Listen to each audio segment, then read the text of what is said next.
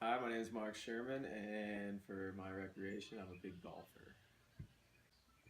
I've been golfing for about 15 years now, and the weather plays a huge role in what you do. It has to be nice out to go outside. It's a sport that takes place outdoors, and weather is something you have to pay close attention to when you're doing it. Weather has had an impact on golfing, and I've noticed you've been able to go out later into the fall, and you've been able to play earlier in the spring. I remember earlier this year in February, there was a day or two when it got into the 60s and courses were open. While it may seem nice to most people being able to golf later into the fall and then again earlier in the spring, there is a downside to that too, in that in the summer months like June, July, August, the heat becomes unbearable to even be able to go out and golf anymore.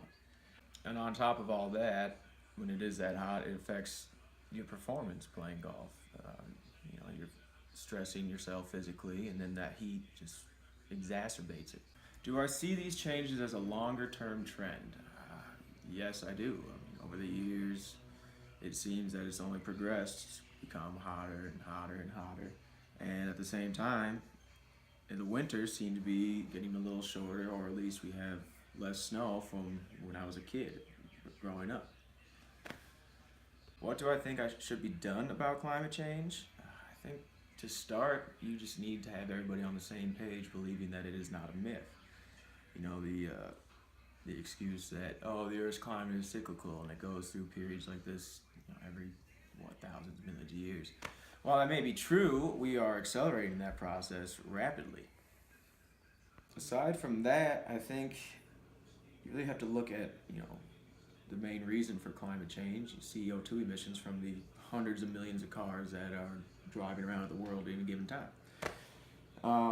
And they all run off the same thing: gasoline, oil, and we don't have an option on what to fill those cars up with.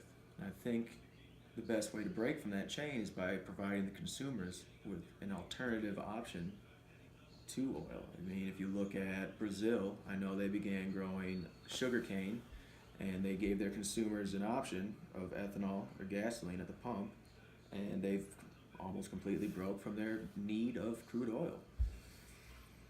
So in the end, climate change has had a massive impact on outdoor activities such as golfing. Golf is so dependent on the climate that if we continue down the path we're going, who knows if in the future we'll even be able to golf anymore.